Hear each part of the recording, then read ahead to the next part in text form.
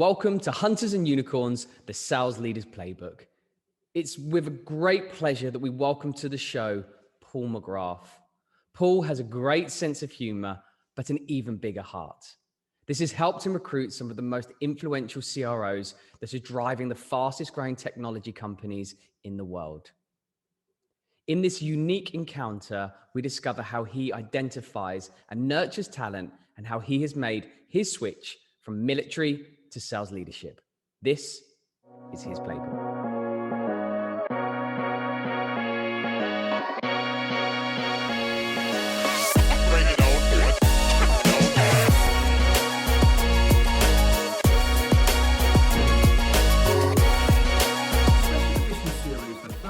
CxOs, we investigate one of the greatest success stories in the history of software sales.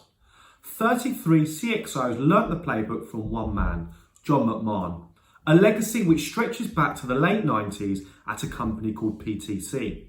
They were later reunited at BladeLogic, which was acquired by BMC. What happened next was truly remarkable. These CxOs went on to become the most prolific sales leaders in the software industry. They've raised over 22 billion in VC funding. They contribute to 4% of software turnover globally, 26 unicorns, 8 decacorns, and the companies they drive have a combined valuation of 230 billion. At Hunters and Unicorn, we're revealing their playbook.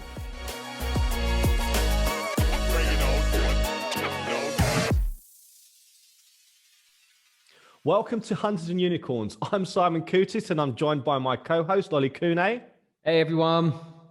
And it's an absolute privilege and honor to be joined today by Paul McGrath. Paul, welcome to the show. Hey guys, how you doing? Very good. Welcome to the show, Paul. Good to see you, Ali. In the way of an introduction, Paul, you're currently the Vice President Central at Snowflake. What an incredible journey Snowflake has been. Obviously, what a great success story with the IPO recently, obviously making a lot of headline news. Tell us briefly a little bit about your role there and what it is that you're currently doing at Snowflake. So right now I'm, as you said, the VP of actually the North Central part of the United States. So I handle the upper Midwest, if you will.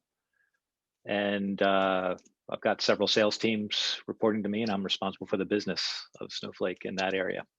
Yeah, obviously it's a great time to be part of the business. There's a lot of noise, there's a lot of coverage with the successful IPO, and we're going to talk a little bit more around what you've been brought in to do, kind of a bit later on in the show. Sure. So Paul, I just want to go right to the beginning.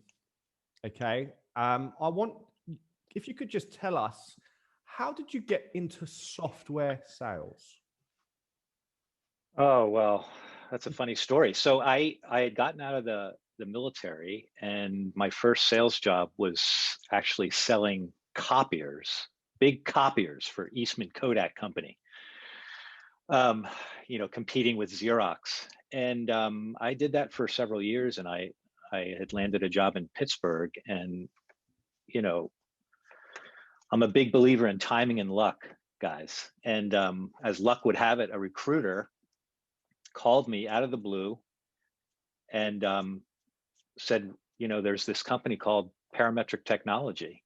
And they sell software. They sell mechanical design software. And I remember laughing because I was like, look, I don't even know how to turn on a computer. I don't know why you're calling me. And, unbeknownst to me at the time, PTC targeted several different industries because they were building out this, as we've all come to know, this, very aggressive meat-eating sales team. So they went after industries where people, knew how to sell and were involved in, pretty edgy type of selling in terms of, just face-to-face, a lot of cold calling, a lot of prospecting. So that's why they called me. And, the rest is history. I went through an interview process that was very interesting and got the job. When you say interesting, can you talk us through the interview process? Yeah, I remember. I still remember to this day. I'm dating myself now, but I was with my wife. We came home, I think, from a dinner, and I had a recording on the answering machine, and it was this regional manager from New Jersey, and he's really fired up voice and intense, and he's like, Paul, this is so and so, and I work for a company called Parametric Technology, and it's the greatest software company in the world, and I'd like to talk to you about joining it. And I was, my wife and I listened to this, and we were like, what? This is crazy. So long story short, that was on a Tuesday. I talked to this guy. He got me on a flight on a Thursday. I flew from Pittsburgh to New York to White Plains. I interviewed with him and another gentleman, his boss. His name was Jim Vetta. And that was on a Thursday night. They told me that I was terrible. I would never amount to anything, that type of thing. They threw a lot of objections your way. Let's just say that. And I thought it was kind of curious. But then at the same time, they were trying to recruit you a little bit and tell you what a great company it was. But then they'd say, but you're terrible and you probably don't know how to sell and blah, blah, blah. So that was kind of funny. But long story short, they put me on a plane. They said, we're going to fly you down to Atlanta on Friday. And this was just a blur to me. They got me a hotel room in White Plains, and they said, we want you to jump on a plane to Atlanta and go meet this other guy. I said, okay. So I fly down there on a Friday, and I interviewed with this gentleman who was a vice president at the time at Parametric, and kind of the same song and dance. He said, I don't know why these guys flew you down to me. I don't know why you're not too impressive and blah, blah, blah. So I was learning at the time that, okay, this is just part of their process. And then he said, I want you to fly to Boston on Monday. And I flew up to Boston, and I was supposed to interview with John McMahon. And John McMahon was walking around the office, I think, but he was busy in some other meeting. So I actually interviewed with a guy by the name of Dick Underwood. And I remember seeing McMahon, but I never met him. But he was walking around the office with a baseball bat. I thought, I'll never forget that. He was just kind of walking around. So I was like, oh, this is an interesting place. But the whole mode of operation of PTC was they like to punch you in the face and just see how you react to this, to these objections, just to see, I think, if you had the mettle or if you were tough enough. So when I say interesting, it was interesting in the sense that I think some of the questions they asked, you probably wouldn't be allowed to ask today. Some of the tactics they used in the interview process probably would not be received well in today's working environment, but it was just funny and it was interesting. But in the span of Thursday to Monday, I had gone from selling for, at the time, a blue chip big company called Kodak. And on Monday, I'd accepted a job offer at this software company that I had no idea, really what they were doing, but they were telling me I was going to make a lot of money. And I said, okay, well, I'm into that as a young guy. I want to make a lot of money. And the rest is history. Great story. I suppose kind of listening to that, you came from a military background. Do you think that kind of gave you some of the resilience that was needed for you to kind of overcome that kind of interview process? Oh, without a doubt. I think the fact that I went to West Point and went through that experience, it certainly trained me in the sense of, or it got me used to dealing with stressful situations or people challenging you, and how do you respond to that. So in that sense, for sure. I remember, this is really funny. You guys are bringing back memories. I remember in my initial interview at PTC, I adjusted my glasses. At the time I wore glasses, and this one gentleman, the guy interviewing me, said, "Are you nervous right now?" And I looked at him and I said, "Well, are you going to hit me? Are you going to?" And he said, he like took a step. He's like, no, I'm not going to hit you. And I said, then we're fine. I said, as long as you don't hit me, we're good to go.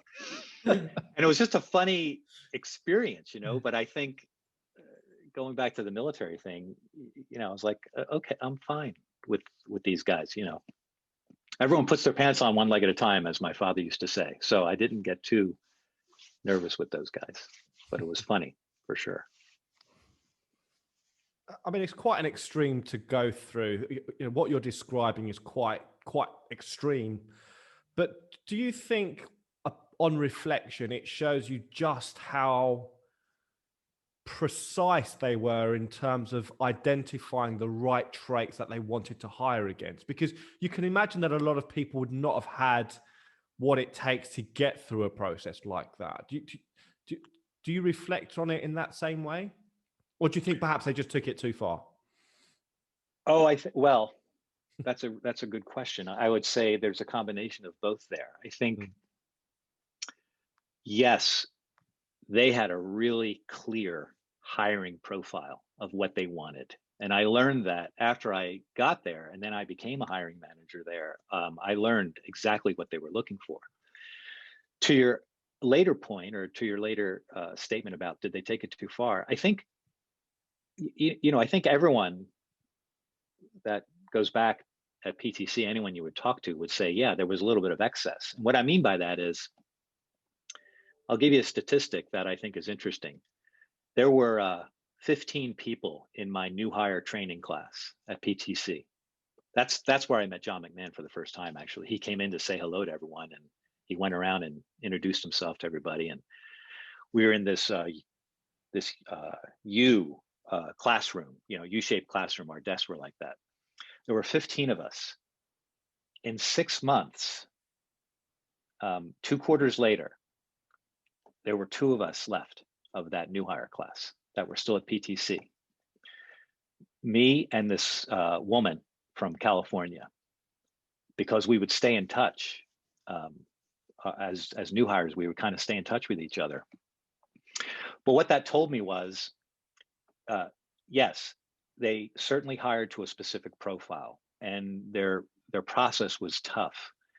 But I think the one, I would say negative or downside of the PTC experience was we had a pretty high attrition rate, and I think they started to recognize that. The leadership started to recognize that in our zeal to grow at the rate we were growing, and to win, and to take this mature market of CAD and really make an impact, we were on a tear.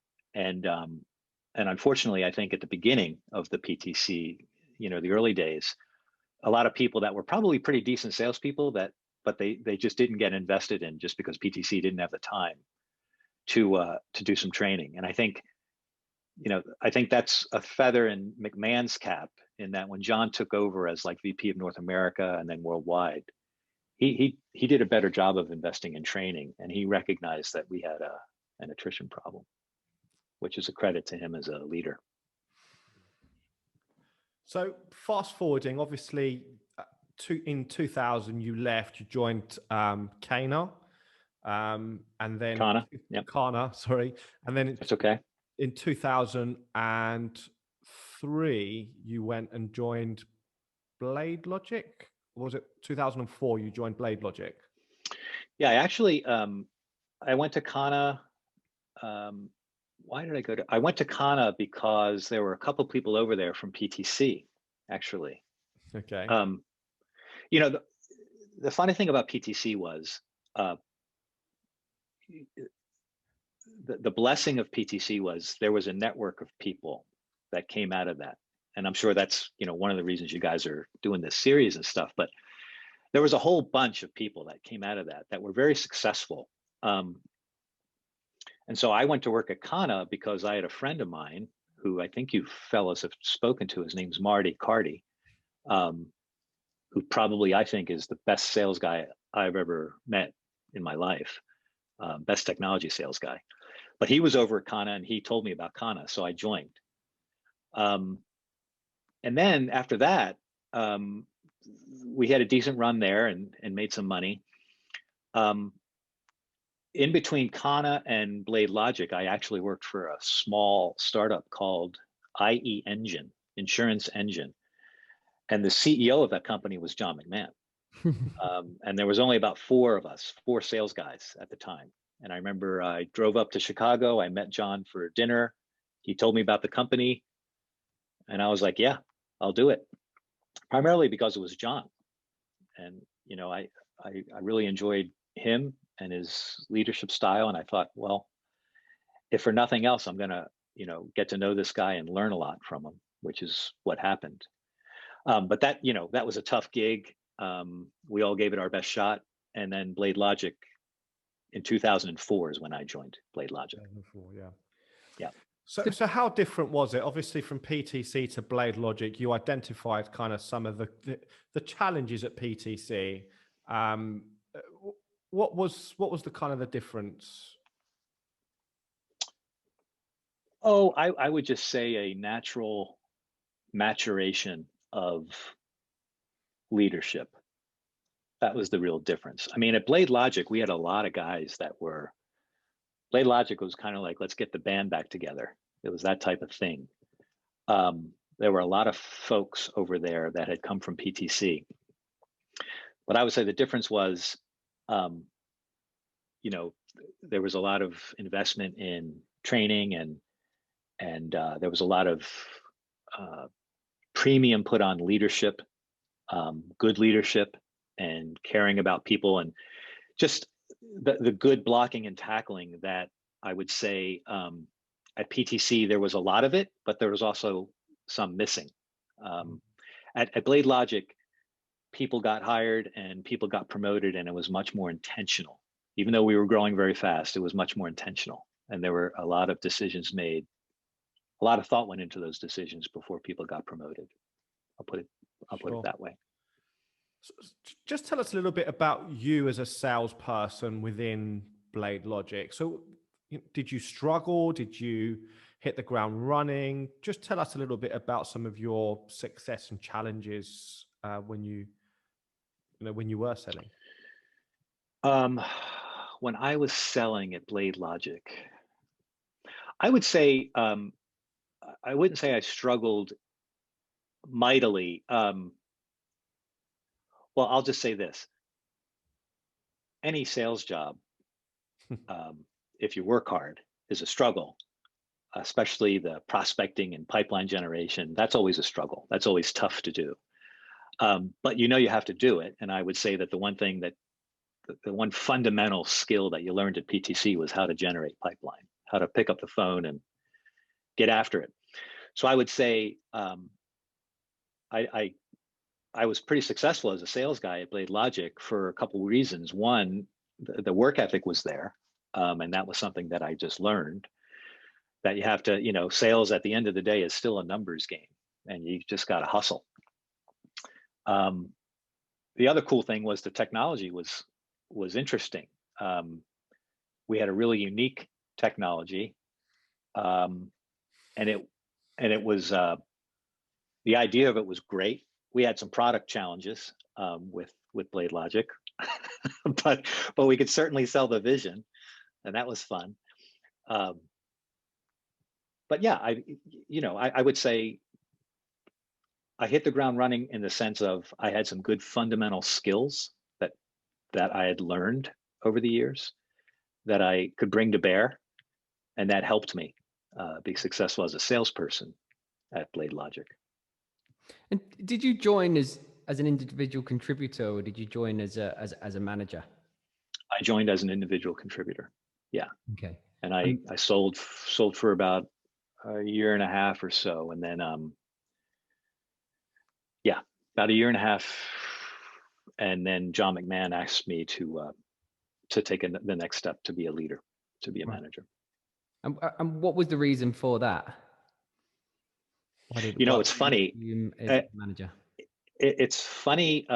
That's a funny story because I was a reluctant leader. And what I mean by that is I had led PTC. And you know, the difference between individual contributor in the software sales game, when you're an individual contributor, you just worry about yourself. You know, I mean, you've got an SC, and you know that it's a kind of a team sale, but at the end of the day, you just worry about making money, and you care about yourself.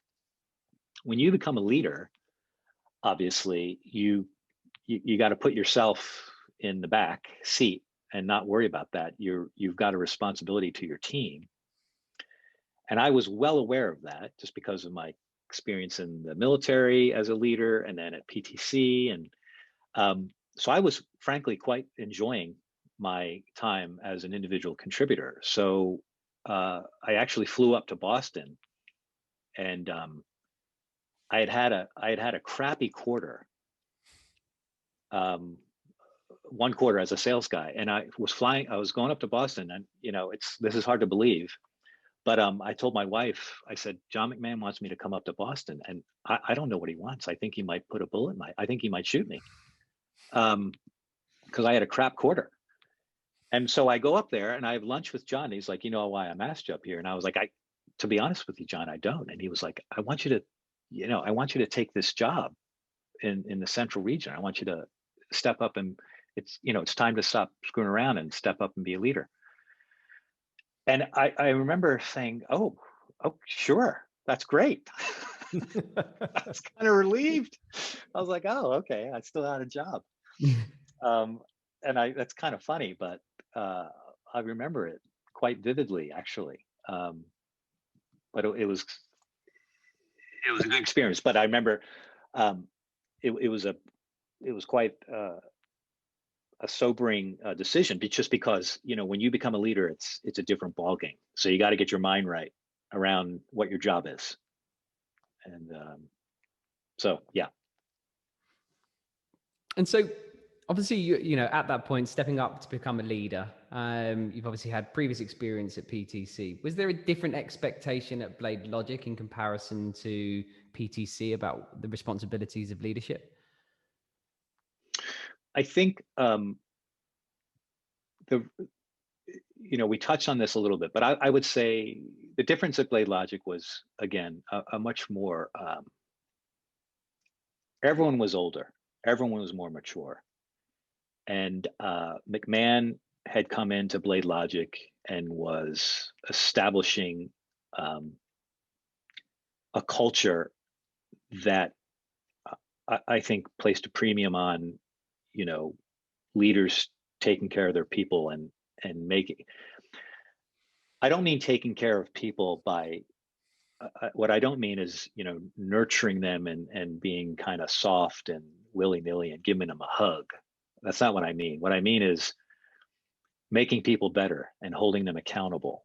And there was a lot of emphasis on that at BladeLogic, and that was a difference at than at PTC. PTC was much more focused on numbers and productivity at any expense. And I don't mean to paint it in such a dark way.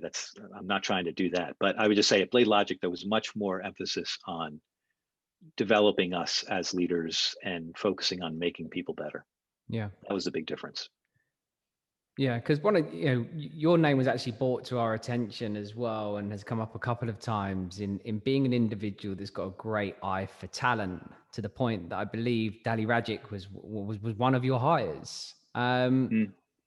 What was it that enabled you to identify good individuals, and why have you been highlighted as this individual thing?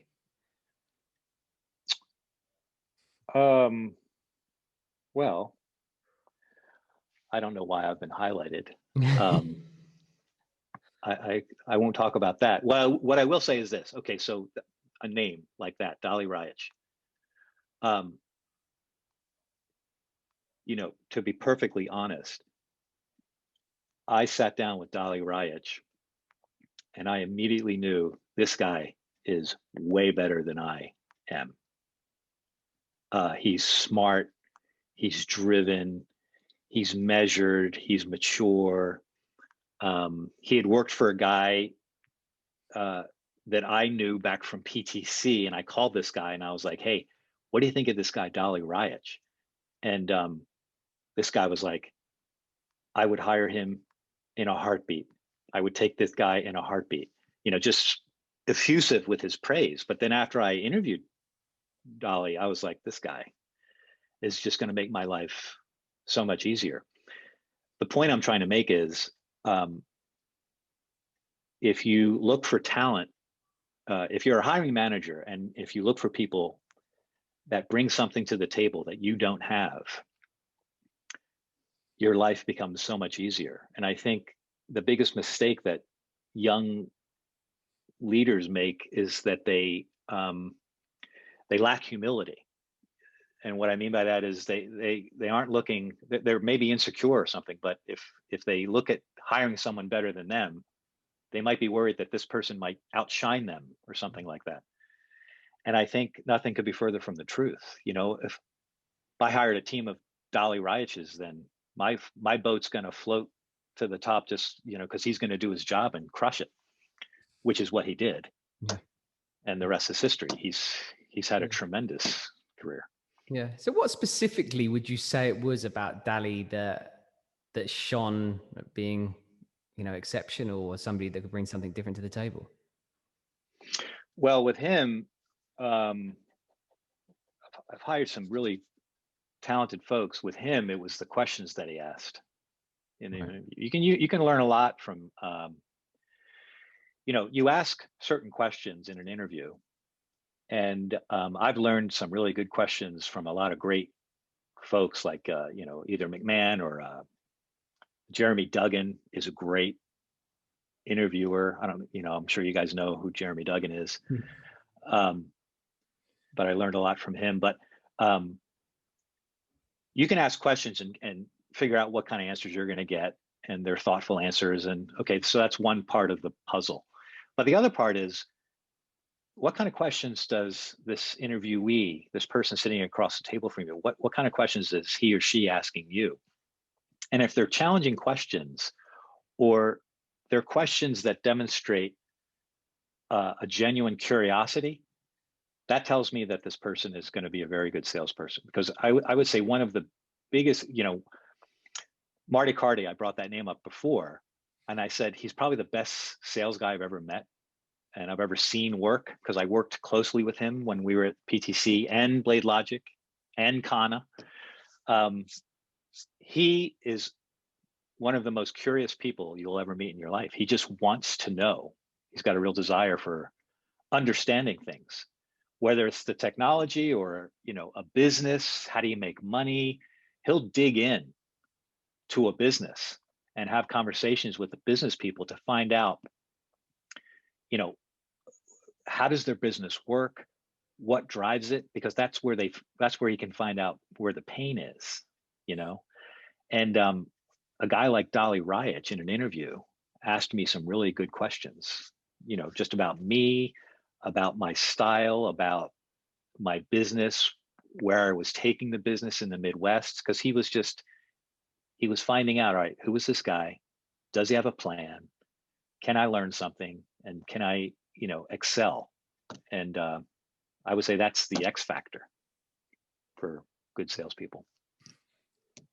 Great insight there. So it's not just Dali. So some of the other people on your very special roster: Scott Davis, I believe, Tom Schmidt, Scott Sinatra. Yeah, I mean, it's a pretty stellar list in terms of the 33 CxOs. That's you're doing well. That's already more than 10%. Yeah, well, they're all smarter than I am, so they're all better than I am. So how hard was that?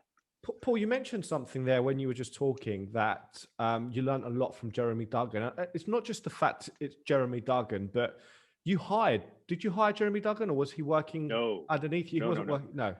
But but these guys were more junior. He worked for you, right? No, not Jeremy. Not Jeremy. Okay. So, well, I don't know if you've got I'll let you finish your question. I was just going to say that it's interesting that you were always open to learn from people that you were hiring, and obviously in that situation, Oh, Jeremy, he wasn't someone that you hired, but you were always learning from even someone like Darley, and even probably likes to Scott Davis. I imagine that you were open enough to learn. absolutely. Yeah, and I think that's part of this whole idea of, there has to be a sense of humility in this game, because there's so many talented people. So I remember when I hired Scott Davis, he was selling, I think, chemicals at the time, at PTC. And I got his name from someone, I forget who. And so I called him and I left him a message. And he returned my call. Little did I know that I'm almost positive, if I remember correctly, Scott was like in a hospital room. He had just had some shoulder or knee surgery or something crazy. And I called him and I was like, hey, I'm not a recruiter. I work for this company, PTC. And I heard your name and, I heard you're good. So why don't we sit down and chat? So, and then I hired him. But again, that's another good example of a guy that really impressed me in the interview. And I was like, wow, this guy is really sharp. And boy, if I could get him, he would make my life easy. And, sure enough, within a year, he did one of the biggest deals in the Philadelphia region. Just a consistent performer, and boom, Scott had a wonderful career. And, one of the things I learned from Scott Davis was he's really detail oriented. He's a good guy. He's a fun guy, but he's really smart. And he asks very specific questions. Like I would be on a sales call with him and he would really drill into folks and ask questions. So, that's another little thing that you take from someone. Scott Sinatra, same. Tommy Schmidt, all these guys, they're all really smart, curious. They're all individuals. They're all different, but they're all really talented. And so how can you not learn something from guys like this? Yeah. And so you talk about learning something from them. But as I said, it was actually Marty Carty that brought to my attention that you actually you were very, very, very good at identifying good talent, but also enabling good talent as well. So it's all, you talk about learning something from them, but they've obviously learned a lot from you. What is it and how do you nurture that talent to get them to where they need to get to?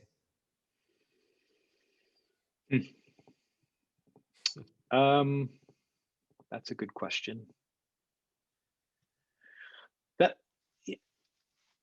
I can't put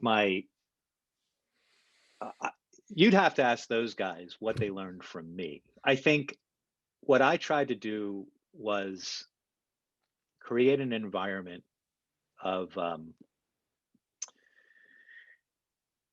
the one thing I learned at West Point, from a leadership standpoint, was you have to know who you are as a person, and you have to know what your strengths are, what your weaknesses are, and you have to just, you have to be yourself.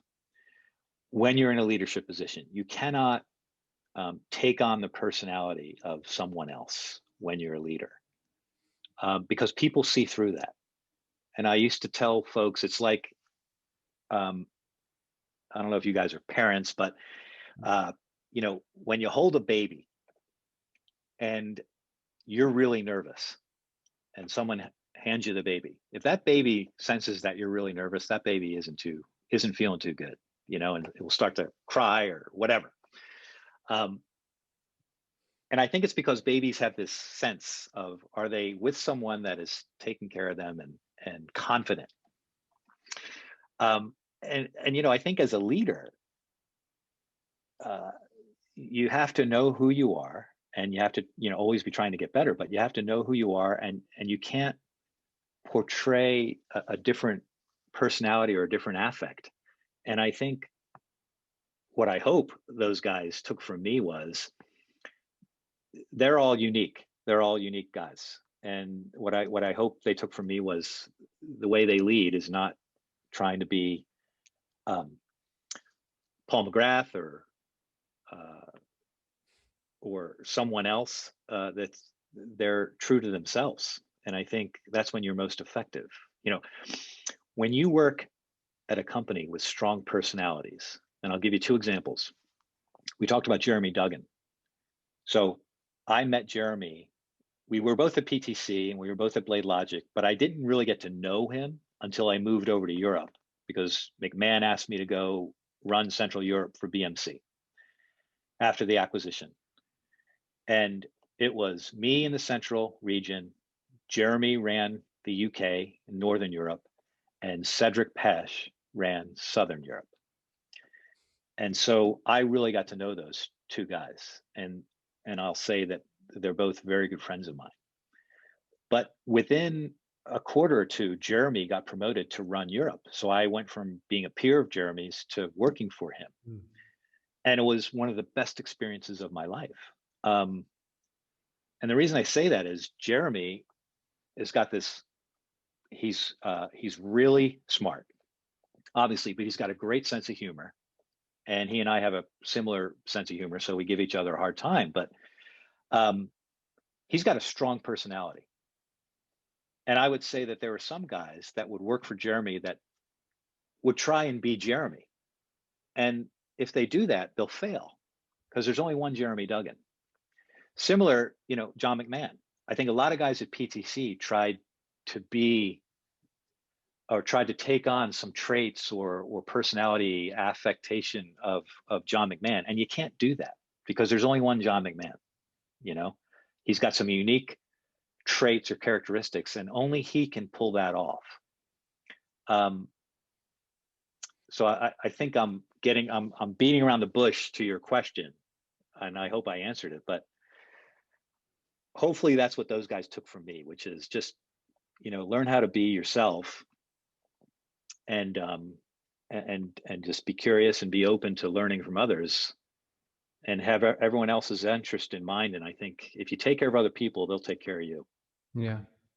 It's a really humble way of answering that question. And I think at the end of the day, it's kind of a really powerful trait and a really powerful skill set to be able to do that. And would you say that that's how you've developed, is by absorbing off of others and learning from others in that way?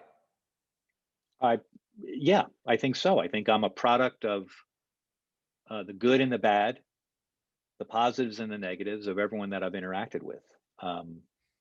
And, you know, I would say I'm at the tail end of my career in this game.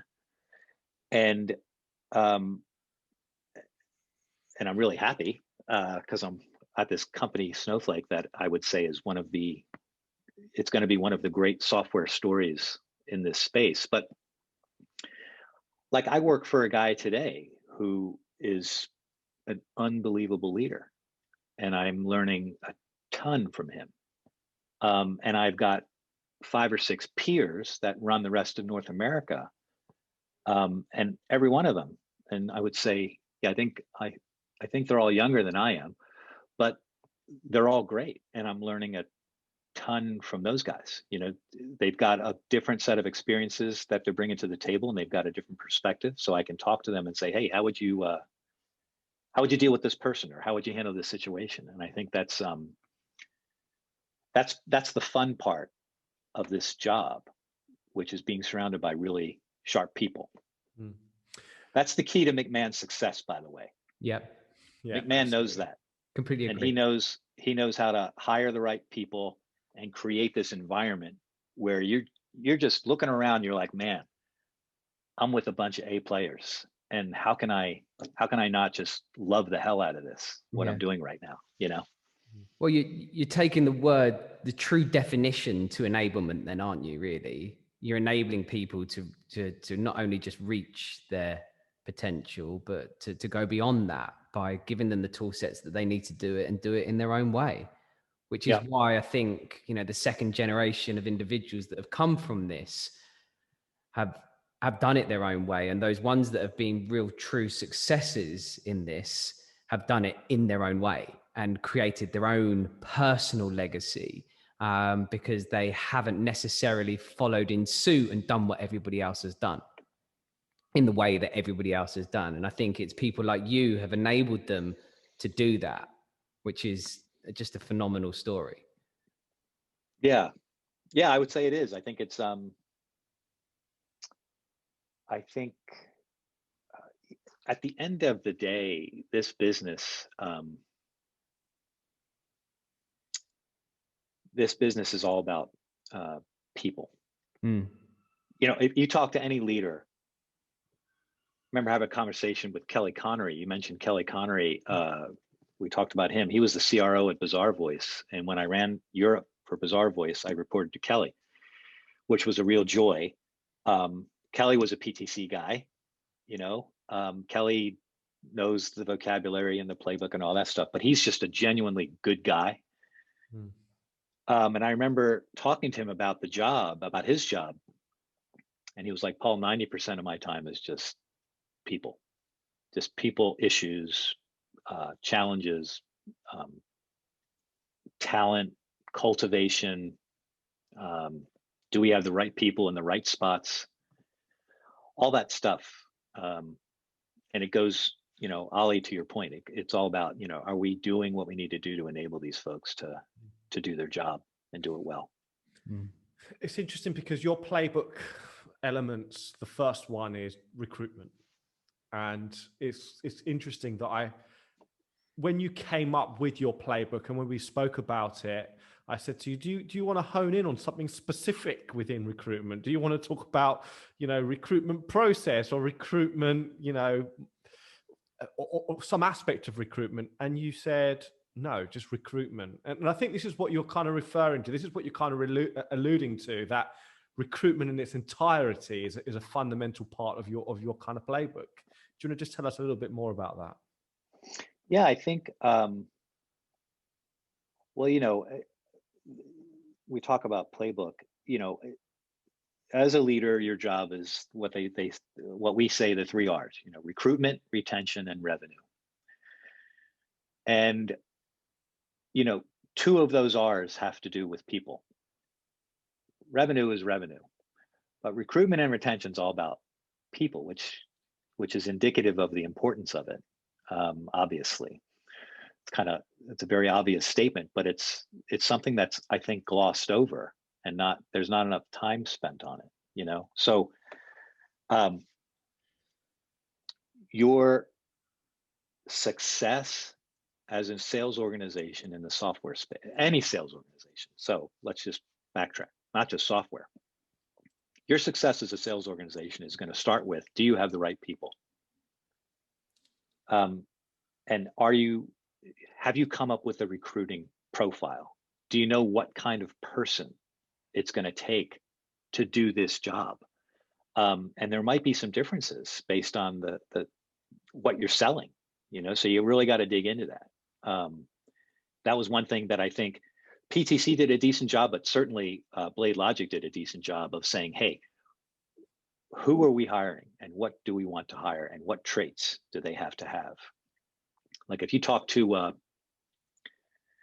anyone at AppDynamics that was there with Dolly and Jeremy, they had a very specific recruiting, you know, they called it ICE, intelligence, character, coachability, and experience. I'm pretty sure with a 4. Yep. But that's, you know, that's a development of, I'm sure Dolly and Jeremy having conversations with each other saying, hey, what do we need to train our guys to look for? And what questions can we ask? What can we enable our guys or gals to say, all right, what questions can we find out about intelligence? And what questions can we ask to find out if someone is coachable? And character, what does that mean? You know, and experience is experience is important, but it's the most unimportant of the 4, if you will. So I think you know, when we talk about recruitment, retention, and revenue, and it comes back to your philosophy, which is recruit the right person, look after the person, and normally looking after the person to obtain the retention. Looking after that person doesn't mean suppressing them and not allowing them to fully grow. Looking after somebody is allowing somebody to grow. And fundamentally, look after those two parts. You've recruited the right person. They're happy with their job. Fundamentally, they're going to generate revenue. So I suppose they sort of dovetail each other, right? Yeah, they really do. I think revenue is just a natural byproduct of what happens. You know, recruiting, we kind of talked about. Retention is I would say, really, it's multifaceted. Retention in the sense of, yeah, you want to keep your talent. You want to retain good talent. But there's an implication there, which is you need to train them. You need to enable them, everything you just talked about, right? You need to make decisions about people too, which a lot of times is hard, because sometimes you might have to make a hard decision that says, okay, maybe I hired this person, and maybe I didn't hire this person, I inherited this person, and this person is a leader or is promoted. And you come in and you do your assessment, you're working with this person, and you figure out that, yeah, this person's got some great fundamental traits, and this person knows how to do this, this, and this, but maybe this person isn't in the right position. And being able to have a conversation, a candid, authentic conversation with this person to say, hey, you know what? You need to be doing this, because I think that's better for you, and I think it's better for the company. And sometimes those are hard conversations, because maybe they're not, maybe I'm hiring Oliver and I'm saying, hey, Ollie, and Ollie is a leader. And I'm saying, Ollie, you know what? I don't think you should be in a leadership position right now. I think you're a great sales guy, and I think you need to go back to selling, and you need a couple more at bats as a salesperson. And then I think maybe in a year or two, you'll be ready to be a leader. And maybe Ollie doesn't want to hear that, because Ollie's got an ego, and Ollie tells his friends that he's a manager at the bar over a couple beers, and he doesn't want to tell people, oh, I'm going back to selling. But maybe that's the best thing for Ollie. And that's part of retention too. That happens in this career of ours. Some of us get setbacks, and a lot of times it's for the best, because you learn a lot from those. So just going back to your timeline, right? So PTC 1995 to 2000, you did your, obviously we spoke about BladeLogic, October 2004 is when you joined, and then the acquisition happened, BMC. Well, first it was the IPO, which must have been a lot of fun with that whole kind of excitement. And then just 3 quarters later, BMC come in, and you're now part of BMC. Tell us about your experiences during that time. Well, it was great. We got a double whammy, right? We got the IPO, which was awesome, and then we got acquired, and so that was fun. But I will say that when we got acquired,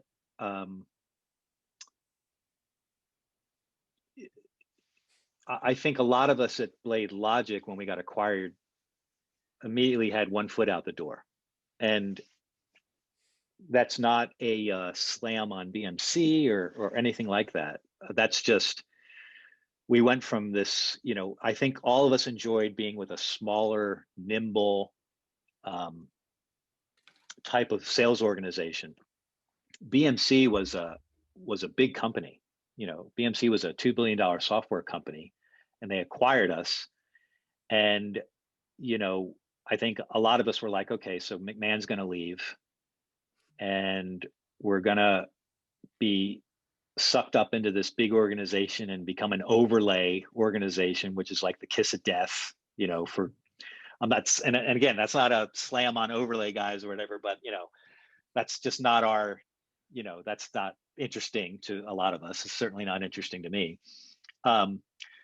So on the one hand, it was like, oh, we got acquired, and hopefully people made some money from that. But on the other hand, we were like, I don't know if I want to work for this big fat bureaucracy, but that quickly changed.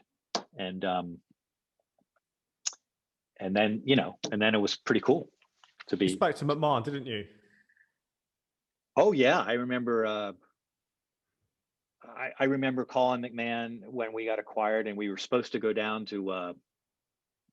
We all went down to Nashville to this sales kickoff or something, if I recall. But I remember calling McMahon saying, "Hey, what are you going to do?" And he was kind of cagey because I was like, "Dude, I don't want to stay here. I let us know what you're going to do." But there's a lot of people that are wondering what you're doing, John. And unbeknownst to us, I think he was being recruited at the time by the CEO to take over the worldwide sales organization because, John, he was a known quantity and he had a successful career and he knew what he was doing. And the CEO at that company, I think at the time was like, I think we want to take a fresher approach to the sales culture at BMC. And so that's what happened. And so you've taken a role, area director, 2008, 2009, and then a big move, January 2010, area vice president of Central Europe. Tell us a little bit more. Well, I think my first duty assignment in the Army in 1989 was to Germany. And this was back, I don't know if you fellas heard about the Cold War, but there was this thing called the Cold War going on. Heard about it, yes. Okay, yeah. And the Berlin Wall was up. Yeah, so I went to Germany in the United States Army, and the Berlin Wall was up, and the Russians were the bad guys and all that stuff. My wife and I had a blast living in Germany. So I remember when I was at BladeLogic, I remember telling John at one point, I was like, "Hey man, if there's ever an opportunity for an overseas assignment, I'd love to be considered for that." So long story short, Andy Byron at the time was running Central Europe. He got asked to come back, and McMahon called me up and put me in touch with Luca, who was running Europe at the time, Luca Lazaron. I interviewed with him and I took the job and went over to Europe, and it's the best decision I ever made. It was a fantastic experience. I went over there to run Central Europe for BMC, and I did a couple different things over there. But that's how I became tight with Jeremy Duggan and Cedric Pesch and a whole bunch of guys, Andy Sadler, Paul Kant, just a whole bunch of great guys that I consider friends to this day. And so from their area, so you run Central Europe, year and a half, you then become area vice president, EMEA, for the whole of EMEA, running all the big strategic accounts. You do that role for just over 2 years, coming up to April 2013, and an opportunity knocks at your door at Buzzer Voice. Yeah, so what happened was I was due to rotate back with BMC. I had extended for a year. It was supposed to be a 2-year assignment. I extended for a 3rd year. I was supposed to come back, and quite honestly, my wife and we have 3 children at the time, and we were having a blast. And I remember Cedric Pesch had left BMC and was running Bazaar Voice for Europe. And I was talking to him, and he was like, Cedric, he's a humble guy too. And Cedric's like, "Paul, would you consider working for me and staying in Europe?"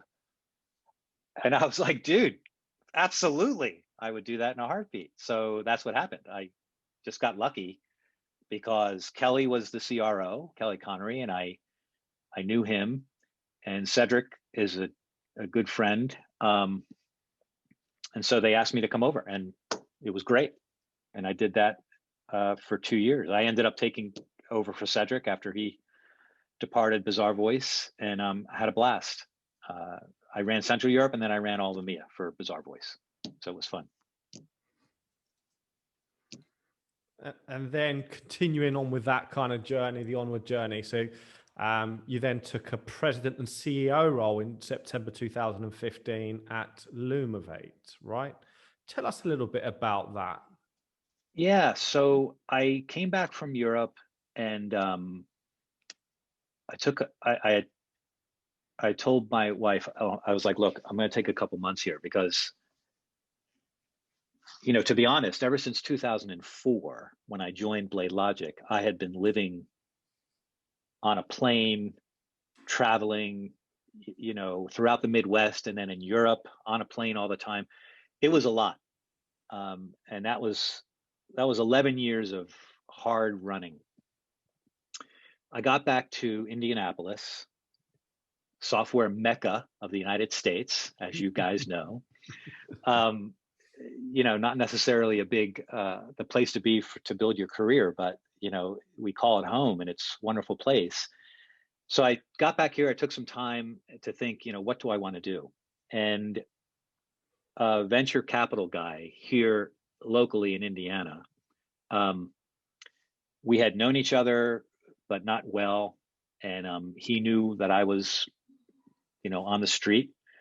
And he talked to me about this idea that he had. And he asked me to, take this job. And at the time, I really had no aspirations to be a CEO.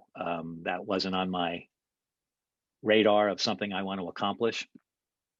But what it did do was it allowed me to stay in Indiana and actually come home for dinner every night, which seems very fundamental and basic, but it's something that I didn't get to do that often for the last 11 years. So I was very surprised and humbled that I was given this opportunity, and it was a pretty raw opportunity. It was me and 4 software developers that started Lumavate. I actually came up with the name. It was pre-product. We had to go get money.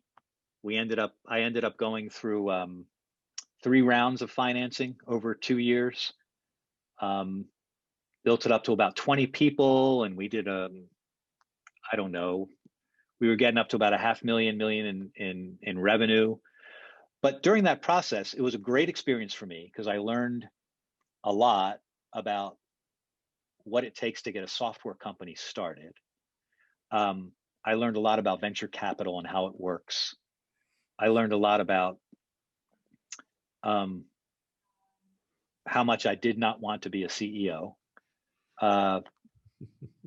And so it was a really cool experience. But at the end of the day, I remember going to the board and saying, hey, let's find someone that really knows what they're doing and wants to be a CEO, because this isn't my gig. It's been a wonderful experience, but we got to find someone that embraces this and wants to do it. When you're a CEO, you've got to worry about everything. You've got to worry about marketing and HR and funding rounds and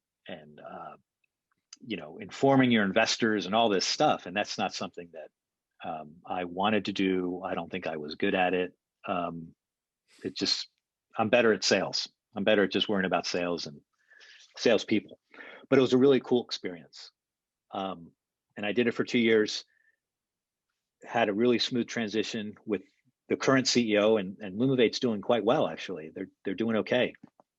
And they've got a CEO in there that's been a CEO before, successfully sold a company.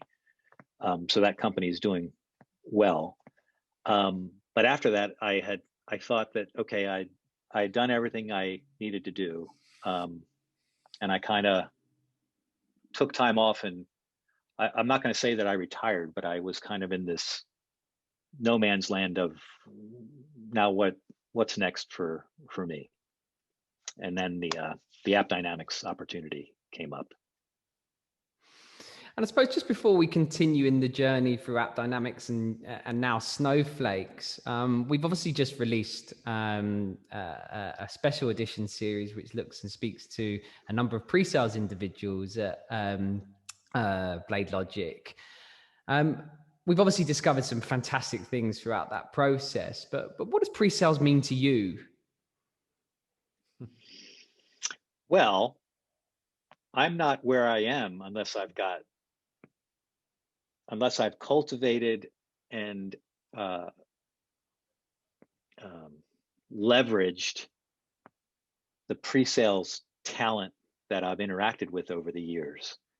You know, I look at pre-sales guys, and like I suck, but I love to play golf, and I love to watch golf.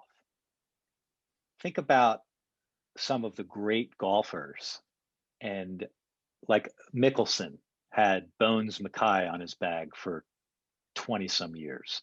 Tom Watson had a caddy on his bag. I forget his name, but Bruce something. He unfortunately passed away. Tiger Woods had Stevie Williams for all those years. Those are some of the more notable caddies that I think about. But think about that relationship. I mean, Mickelson doesn't win 44 times on the tour without Bones on the bag. That was a partnership. That was, yeah, Phil, I've got to make the swing, but I got to know what to do, how to do it, all the different things.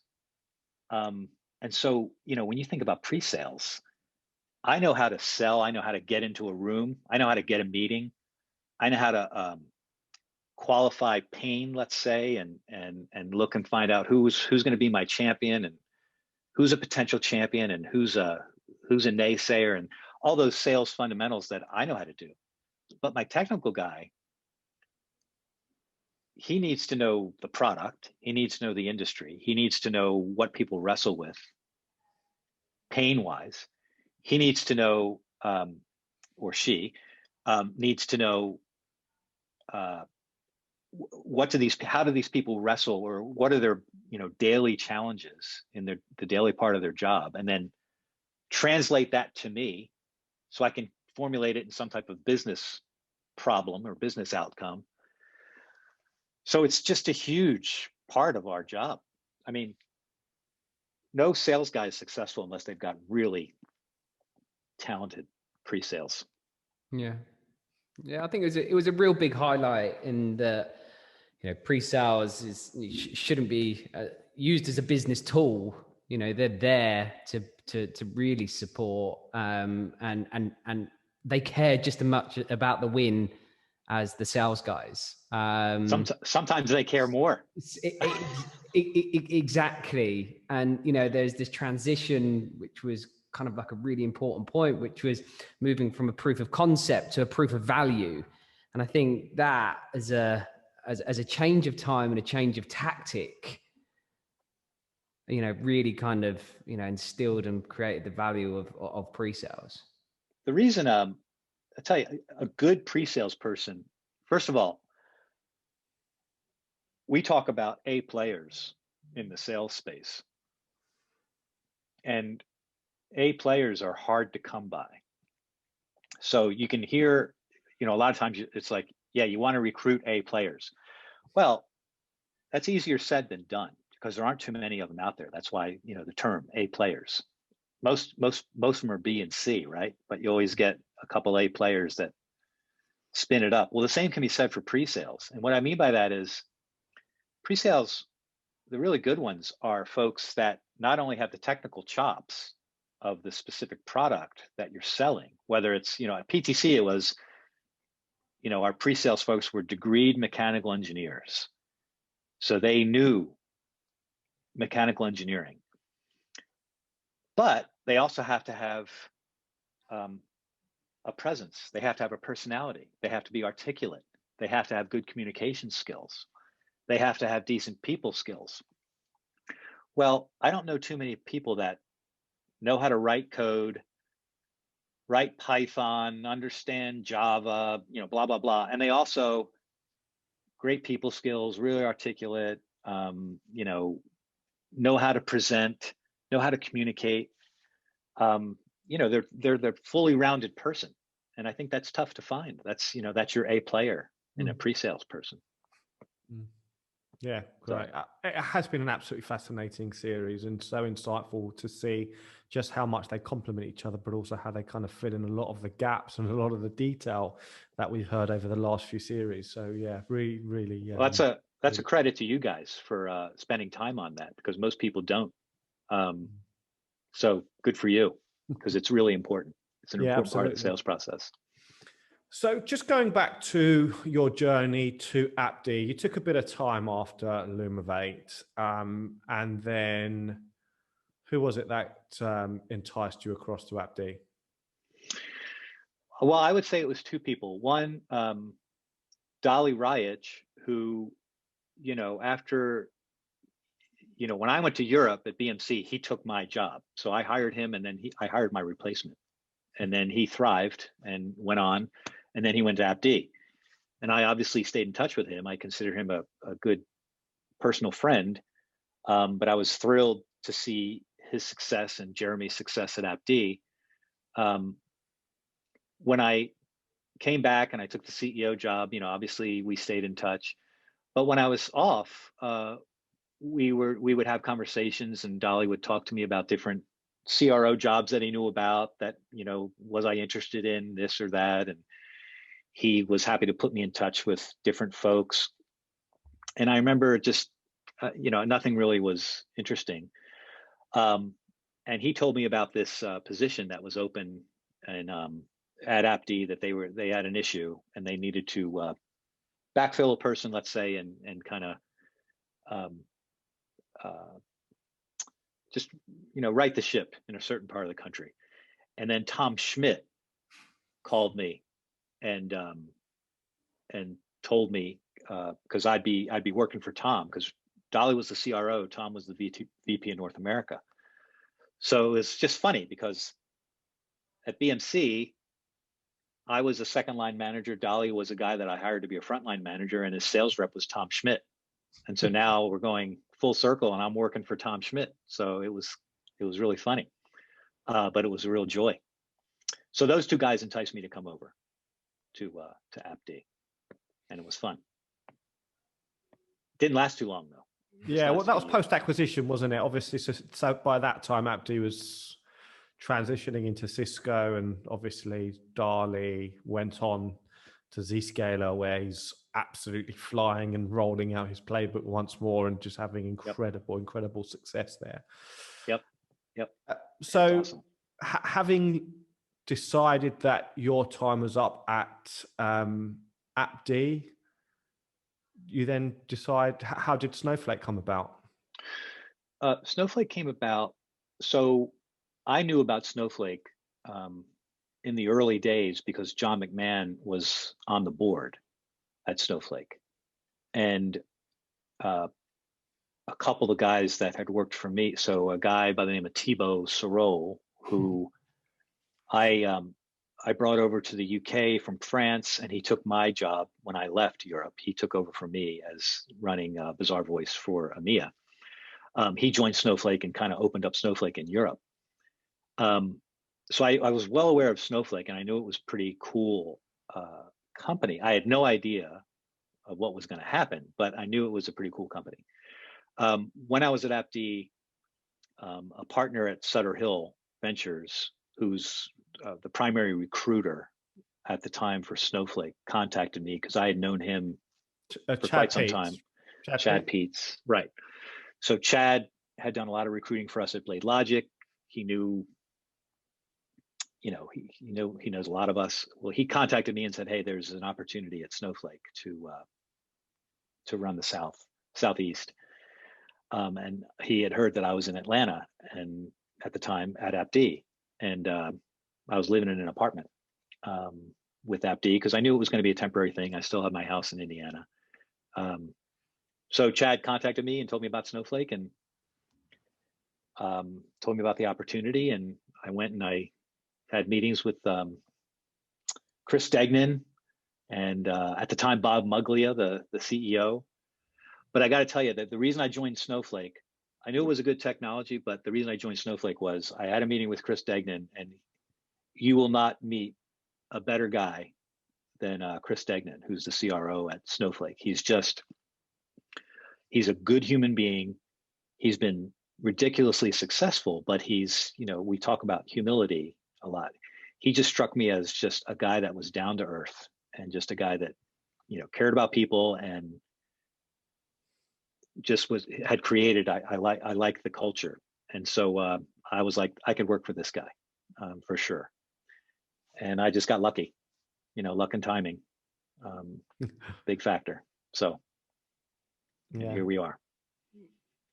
Yeah, absolutely. So it was very good timing because obviously the IPO happened earlier this year, and we're not going to talk about the share price, which today is north of $330. So that's by the time this is released, I'll be surprised if it's not near the 400. Yeah, probably. I wouldn't be surprised at all. Well, it's quite a story, but I will say that I'm not going to comment on the share price or anything like that, but I will comment on the company, which is, it really is a tremendous company, and it's a tremendous idea, and it's a tremendous inflection point in the industry. And so I think that's why there's so much hype, because what Snowflake is bringing to the table is truly remarkable. Yeah. How do you reflect on your career, Paul? If you were to kind of just take a moment and just think, what are you most proud of? What am I most proud of? I would say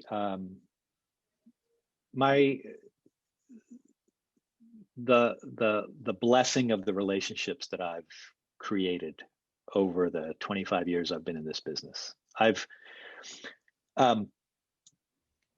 I'm just a really, really lucky person, because I went to a school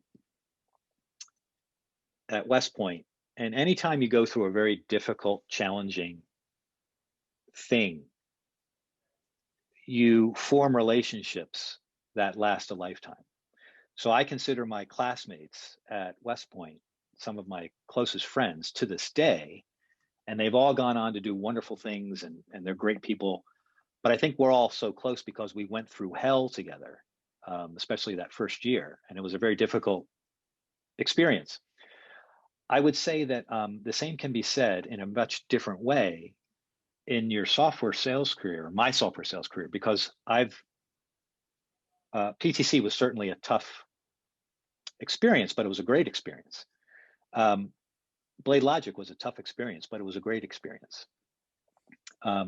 Those things have basically cultivated a series of relationships that I have to this day, and it's because they were challenging, but you're just rewarded with really learning about people when you go through a tough experience. Their true selves are revealed, and if I look back, I'm just very blessed to have the relationships and the friendships that I've had because of those experiences.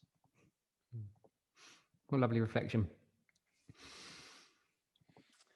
So do you have, at the moment, obviously you are at Snowflake currently, do you get much time for yourself, Paul? You've obviously been very, very dedicated to your career for quite some time. You mentioned obviously golf, but what do you do in your spare time to find time for Paul? Find time for Paul. Or do you find time Paul? for Paul? Yeah, Paul who? I've heard of that guy, and I heard he's kind of a jerk.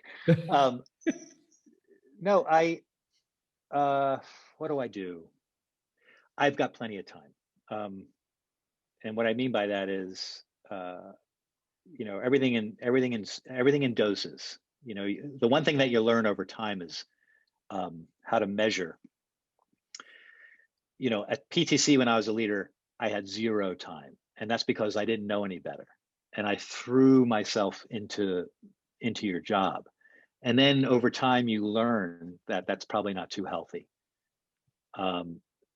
So, when the weather's nice here in Indiana on the weekends or late in the day, do I take time to go play around the golf, or go have an impromptu lunch with my wife, or an impromptu dinner, or stuff like that? Yeah, that's what you learn. But in terms of, if you're asking me, do I have any hobbies? No, I haven't done that yet. I think I'll wait till it's all over, and then I'll make model airplanes or buy a train set or something like that to keep me busy, keep me sharp. Very nice, very nice. The final question we ask as part of the series is, does the hunter make the unicorn? Does the hunter make the unicorn? So I'll explain. So the hunter being the salesperson, would it be possible for the unicorns or the kind of the so-called unicorns to reach the success, the organizations that go and ultimately reach the $1 billion valuation? Would it be possible for those organizations to achieve those heights without the people that are obviously driving those businesses? No. I can say that very definitively. I'll give you, I learned this a long time ago, and I think it's still true. The CEO of PTC was this guy, Steve Walski, who, at the time, PTC went from 0 to $1 billion in revenue faster than any company, faster than Microsoft. We were very proud of that. If you would listen to Walski, I remember he told us once that these Wall Street guys were talking to him, and they said, what's the key to PTC? Because PTC truly had a unique technology. It was a paradigm shifting technology. There's no doubt about that. It was an unbelievable product. But Walski said, you give me my competitor's product and give me my sales force, and we'll kill PTC. And what it told me was he placed a lot of premium on his sales force and the cultivation of that, and he knew what a weapon it was, what an asset it was. So the answer to your question is, does the hunter make the unicorn? I think it does, in the sense that, if you talk about all these great companies that are out there that have done quite well, and all the guys you're talking to, some of the technologies are truly great, truly innovative and paradigm shifting. I would count Snowflake as one of those.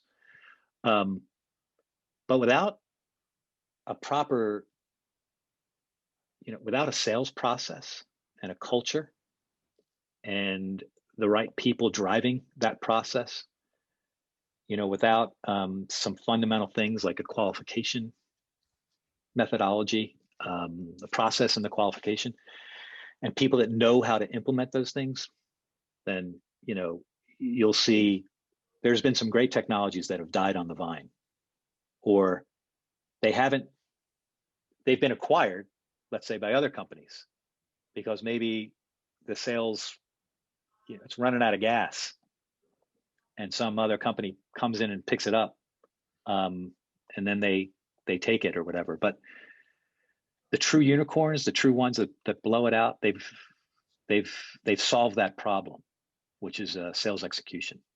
And I think, Great answer. So this is the point in the session where I try and summarize what we've heard today. And I think that there's two dynamics that are in play here. And I think going back to your beginnings, where at West Point, you came from kind of a military background. I imagine it was very tough, very regimented, very challenging.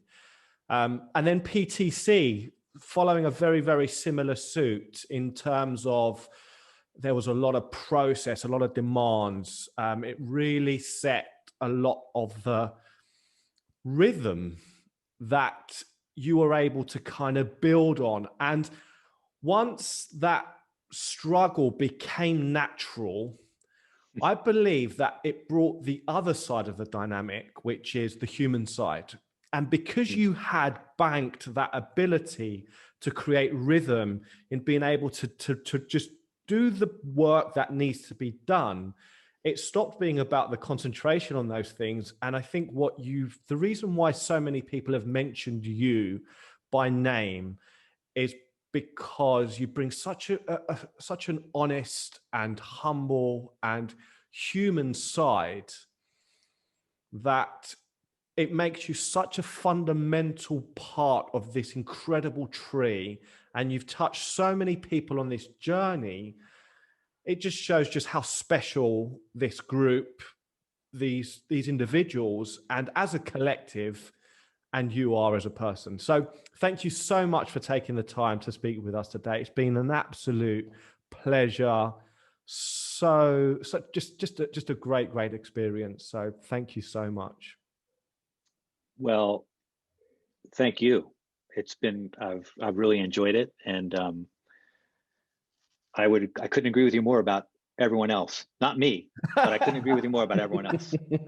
I think I probably drag everyone else down, but thank you so much. It's been a real pleasure for me. And I think what you guys are doing is a lot of fun, and hopefully it helps out some people that are, looking, the next generation of folks that are looking to create their own network and create their own ecosystem of accomplishment.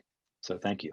It definitely will. And I think, in true humble style, Paul, you've demonstrated that, by helping others, it's the best formula. And so, thank you ever so much, Paul. Really enjoyed this talk. And I'm sure all our viewers will be absolutely, just as thrilled as we have been to listen and hear your story. Now, do I get paid per view? Did we talk about that? What is it? Or should I have my lawyers call you guys, or what? What's going on? It's in the small print. You pay up. Are you after stock options? We're pre-IPO at the moment. Pre-IPO. That's right. Good. That's good to hear. No, thanks very much, fellas. It's been a real pleasure. No, Absolutely. Thank you. So to our viewers and to our listeners, we hope you've enjoyed today's session. I'm sure you agree with us. It's been really great welcoming Paul with us today. If you've enjoyed, please do remember to subscribe, share, comment, like. There's lots and lots of content available on our website. So please do check out somuchsoap.com/blog. And we look forward to welcoming you for another session soon. Thank you. Thanks, everyone.